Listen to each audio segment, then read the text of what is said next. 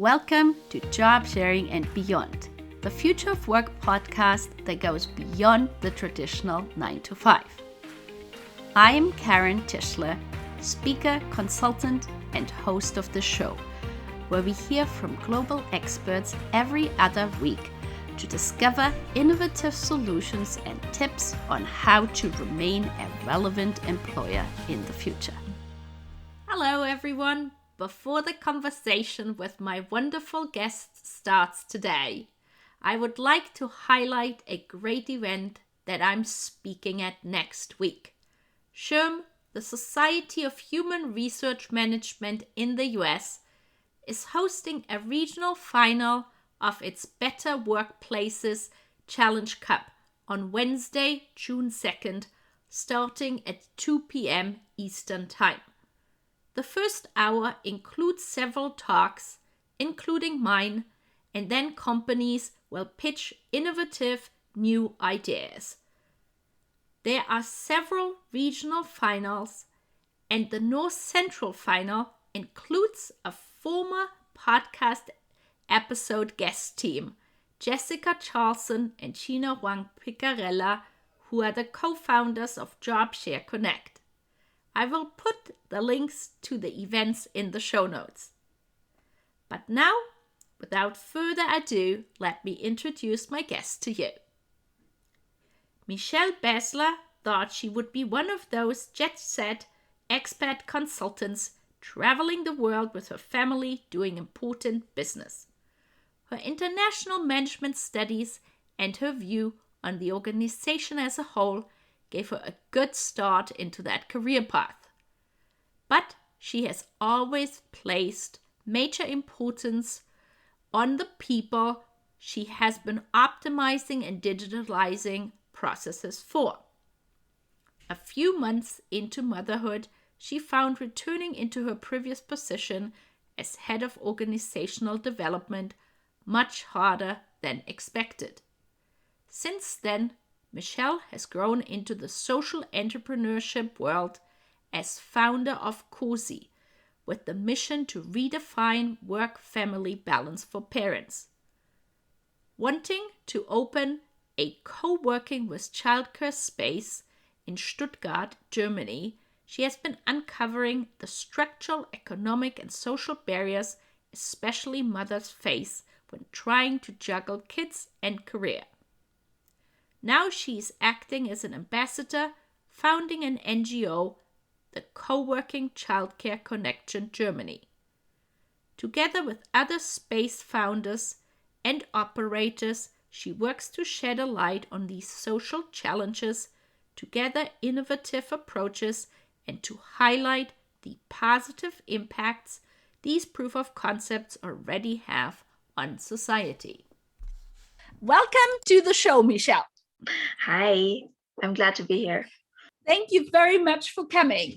Now, could you tell our listeners, where are you calling in from, and are there any particular sites or food items that they could test or see when they are coming close to your area? I am calling from close to Stuttgart, north of Stuttgart in Germany. And of course, there's sites to being the automotive city. But I think if you ask me, I'm always up for culinary items. So one of my favorite German dishes is the Nürnberger Würstchen, which is a very small sausage. And yeah, well, typically German, you would eat it with either, fried potatoes or sauerkraut, which is a sour kind of cabbage. But I love, because I'm originally from the Philippines, I love to eat it with rice, which is not very typical German. That sounds really interesting. Yeah, my kids love the sausages, and I'm a big sauerkraut fan. So yes. Yes. Awesome. Now, Michelle, you are the founder of COSI. And could you tell our listeners why you decided to create this social enterprise? Yes, it's due to my own particular need for a co-working space with childcare. So that was pretty much, it coincided with the birth of my daughter, which was the end of 2017. And maybe like 3 or 4 months into motherhood, I started thinking about like, how can I go back into my position, which was a head of position, organizational development, and everything was going crazy as always, always project deadlines. And before I went into maternity leave, I really thought, I'd be back on track like after 6 or 8 months. And reality hit me quite hard. So I started researching on co-working spaces where you could bring your little one and just get a little bit of work done. But even with that, I was still very naive. So up until now, I'm still in the phase of really doing deep market research, talking to a lot of people, which now I'm less of a startup founder. I'm more of a kind of ambassador for the topic of work-life balance or family and work balance in a modern way. Yeah. Well, thank you so much for sharing. And, I can so understand that feeling. I remember, even though it's been a while, when my kids were little, literally the only spaces I could take them for a, temporary time was really in the gym.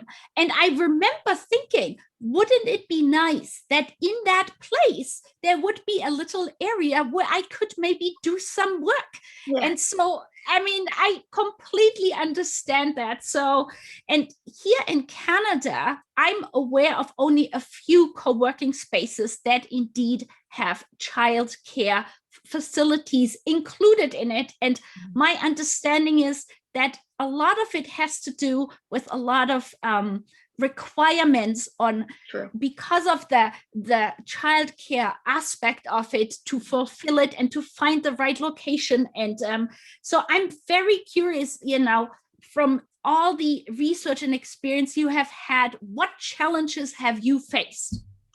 There are many challenges I have come across, and you've already pointed out the hardest ones, which is the requirements towards a space. Because if you want to combine co-working with childcare, those are requirements that don't really go together well. So you, on the one side, you need a very professional space. It has to have a good location, so it needs to be very well accessible and good internet and everything. But for the childcare services, you need an entirely different set of requirements. And in Germany, at least, I don't know about the law enforcement criteria in Canada about the childcare, but here we have a federalistic structure. So every Bundesland has its own kind of law. It has to be a ground floor, so they don't have to, I don't know, take an elevator. So there's a lot of regulations and they vary. So it's not impossible to have it in a different city, but it's just very a long process to get that through with the local authorities. And another point is there is like institutional childcare that has these strong regulations with requirements towards personnel as well. So the caregivers have to have a certain level of qualification, and you have to have a certain number of caregivers to ratio to the kids. And then there is like a border or like a other side where it's just babysitting, or just like you mentioned in the gym, an open childcare where those regulations do not count. But that means that those formats of childcare have to be privately financed by the by the parents, for example, or by the gym or the employers. So that is the problem. Either you get stuck in the regulations Right. in order to get finance so that you can offer childcare to a greater audience, or you have to find a way to make it attractive enough so that people would buy it from their own pockets. And both of it is very, very tough in Germany as well, at least. Yeah. Wow. And so I imagine you might have talked already also with organizations that have a childcare facility within their headquarters, or and I imagine they probably have to deal also with some regulations, maybe Yeah. fewer if they are not subsidized by a public fund. But then I presume they therefore then are only allowed to offer childcare for employees within that organization, or I mean, I'm wondering. That's their main interest. So if they do that, they do it for their own people, and they pay it from the money that these people make. Wertschöpfung. So they would not really have an interest in opening up that offer to people our parents outside of their company, because it's not profitable. And that is the problem with co-working, because with co-working you don't really have high profit margins, and from those to like subsidize the childcare is just not enough. And then your connection to your customers or to those parents who want to use it is not as strong as employer-employee relationship, so that is mostly something that you would have to figure out a really strong corporational bond between a company who would fund that even outside of their own employees. Like on the one hand, like here in Canada, we really have a lack of childcare places, and especially having it on a more flexible basis. If somebody is not working full time, or if somebody maybe works in the afternoon, or I don't know what it's like at the weekend. I mean, there are so many different types of flexible work opportunities now, but then there is a lack of childcare. But then just listening to all the challenges somebody faces and actually trying to set that up, I mean, it really sounds not easy. No, it's not. It's just recently I've come across a couple of pioneers, I would say, who are not in the co-working who are not active in the co-working area, but really home to the educational system. So they are caregivers or teachers in that sphere. And one of them, his name is Herr Walter. He has been fighting that fight for 20 years now. So for me, I've only come into the game like 3 years ago. And he has not become tired of it yet. I think at least he hasn't become tired of it yet. So he really he has also had like little successful steps along the way, but like all in all, if you consider all these massive dynamic changes in the workplace, with everything being more digitalized and remote and globally connected, you really have requirements to be more flexible in your time. And I think that's going to rise in the next 3 to 5 years.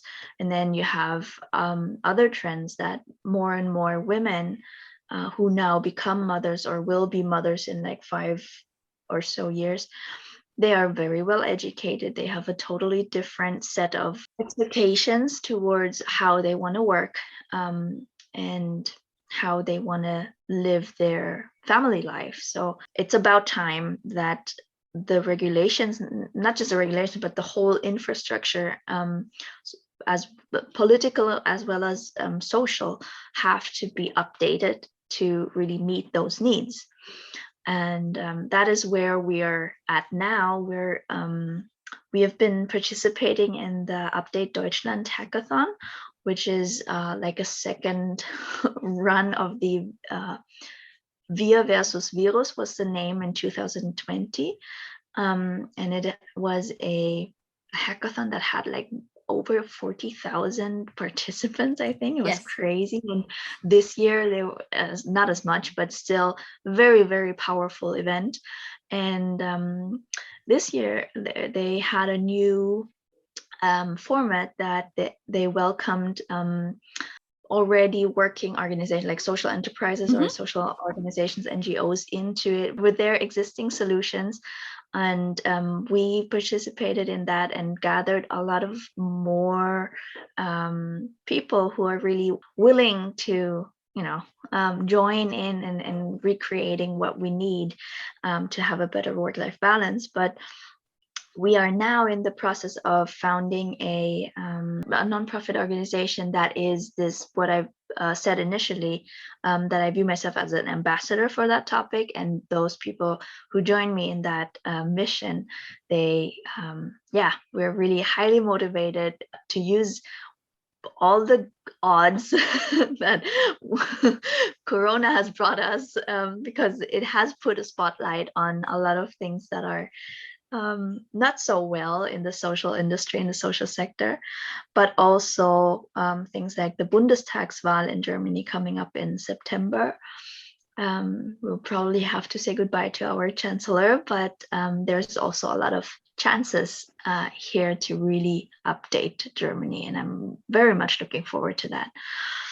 I completely agree with you. I mean, obviously, I would not have wished the pandemic to just come along, but I see certainly silver linings out of it. And to me, the fact that all of a sudden care work has become so much more visible, that, starting from little kids running, through a Zoom call, and it has just become much more of a authentic picture of who people are, that it isn't quote unquote just a professional that is hiding his or her private life. Exactly. And I feel that while definitely there have been also here in North America many female professionals who had to opt out due to simply too many things, from full-time work, care work, homeschooling, etc., more men have taken on care work and have also seen the amount of work it does take to do all of these things. And I feel it really is shining a light on this. And I think it is a perfect opportunity now to create changes. So I'm very appreciative what you guys are doing, and I really feel it is very important. You're very welcome. And so I'm very curious. So you talked about, your think tank and the nonprofit organization you are creating, and then you also have like a fellowship program. And could you share a bit more what that is? I started the concept of that a while ago, a few months back, because while researching, I've met a lot of wonderful people who are like me, wanting to open a space in their city, wanting to help other parents in their neighborhood to balance, to juggle those care and other work that they need to do. And I've heard their stories and seen their challenges, and also seen some of them giving up due to those regulations, or due to not being able to convince the banker or whoever, investors, or simply having private reasons to not go through with it. And for my story, I can tell it is really very hard to open a business like that and sustain it. And that is not because it's a bad idea. It's because of those circumstances. And we really need to help people go through that process, but also update the system. And we need to have like a bottom up and a top down approach at the same time. This is what I think. And the fellowship was the idea to gather those people around, because what I felt is most of the people who want to start a business like that are mothers. So mothers who are already juggling so many responsibilities, and then they want to start up something that is really tough. And it's easy to give up when you're alone, but if there's a group of people who are on the same track, who go through the same obstacles and challenges, you can just motivate each other. The one who's up at the moment can pull up the others, and the others, none of them have to really learn every single question by themselves, but somebody else has already spoken successfully to the banker, and then they can share their advice. So that was the idea of bringing those to not one table, but to like really get them to go the whole journey together. That sounds really excellent. And it's basically, it sounds to me also, you're trying to avoid that people have to reinvent the wheel always, because you might have already found best practices or somebody else, and certain methods that might work better than others. And to be honest, one of the reasons I have this podcast is that people around the world can listen to you and realize the challenges, and also see aspects of what one can do. And so they don't have to start from zero, but they can already say, correct, oh, wow, this is already happening, and they can connect with you. And that's really what I'm trying to do, because ultimately my goal is to have a more flexible work opportunity for anybody, because I feel that's the way to go ultimately to get to gender equality faster. And one of the aspects one has to have is childcare opportunities in a flexible pattern. So therefore, I'm very appreciative of what you are already doing. Yes, and that is actually what you point out is what has brought us, mankind, to the point where we are now, because we have developed skills to cooperate, to collaborate, to learn from each other, to speak about things that we have seen or done or tried. And if we were to have to learn how to make fire every time, then we would never come to be as civilized as we are now. So that is actually the core of being human, that we learn from each other. So I really appreciate what you do too, and we should all do much more of that.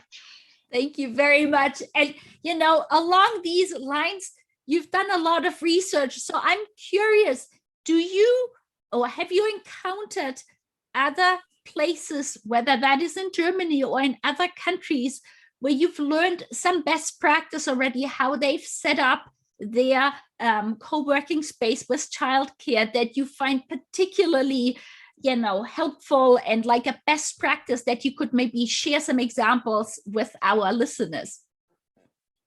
Yes, absolutely. I have spoken to so many, and I've visited a fair amount of spaces and learned about their concepts. And in that NGO that we're founding, the Co-working Childcare Connection, we are consolidating all of those learnings. And to be honest, there is not this one best practice. It always depends on the case. It always depends on what local goals you have, or what needs the people you want to serve bring along. So as I've said before, there's a part that is more institutionalized childcare. And if you have people who really need a a system that they can rely on, then that is the way to go. And then there is, like in Berlin, the culture in Berlin is not very typical German, and that I don't mean it in a good or in a bad way. It's just different from the rest of the country. And there people work very highly flexible, and there that's the reason why in Berlin there are 3 spaces who have a very similar concept, because that is what people there need. And they have pretty much just the babysitting offer, where you can book your childcare on a day in advance, for example, for like 2 or 3 hours. And that's it. There's no like you bring your kid a certain amount of time until it is ready to stay at that place by him or herself.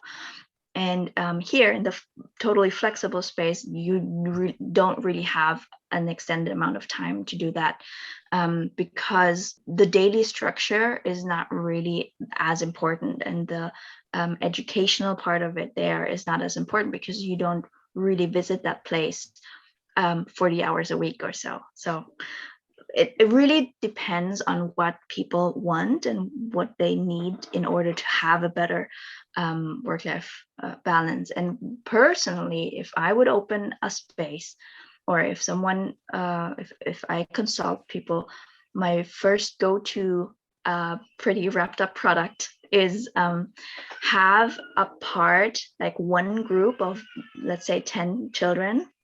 In Germany, it's called a Großtagespflege, very weird term, and I can't really translate it because it doesn't exist in other countries. But what it is, it's not a studied caregiver, it's a Quereinsteiger. So there's a it's a maybe like, okay, so it's a non-linear, like somebody whose first profession wasn't necessarily in the childcare space, but they might have been, a teacher, or it might have been an IT person or anything. So it's like a non-linear career move. Yes, and there is a training program that you can go through in order to become a so-called Tagesmutter, which is like a caregiver that is very close to a nanny. But it is a format where you can be a nanny to like 5 children of different households in a different space, for example. And this is the format I would go to, because it's very low key in terms of regulations, but it does have regulations. So there is a part that is funded by public funds, and you can, let's say, cover like always the first half of the day, and like 3 to 5 days a week, where this one person, the Tagesmutter, is always there and sees pretty much the same 5 or 10 children. And then you have like this stable group, right? And then you can add on more flexible services in the early evening hours or on the weekends, for example, because you already have the facility that is funded and that is child care safe and everything. You already have connections to caregivers. So with all that in place, it is much easier to offer a more flexible service, maybe even just entirely privately financed. But having that other option for me is the most profitable and best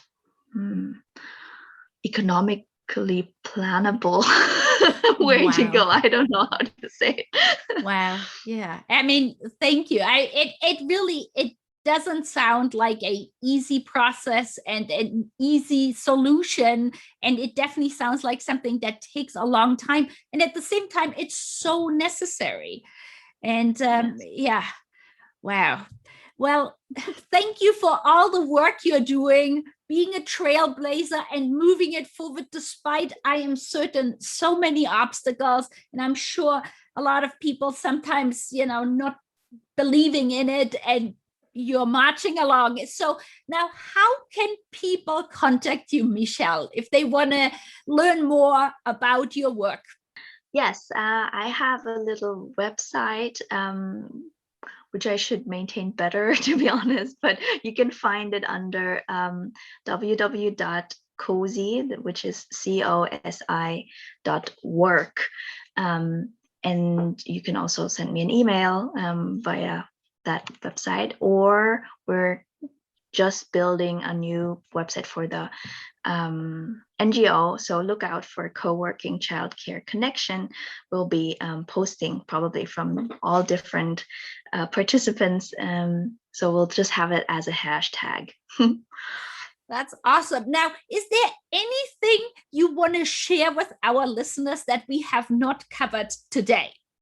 I think coming from what we've talked about, just for all of the people working at the moment, to have to keep an eye out for caregiving parents or people, just to just see them as whole persons, and not expect them to be just professional, but also to be understanding for the rest of their private life, and maybe they're really struggling at the moment or for the past 14 months. So just give them a little break. Thank you. That is such an important message. Thank you for being here today. It was such a nice talk with you. Thank you for having me. Thank you. Thank you so much for listening to the show. We hope you gained valuable insights and new ideas.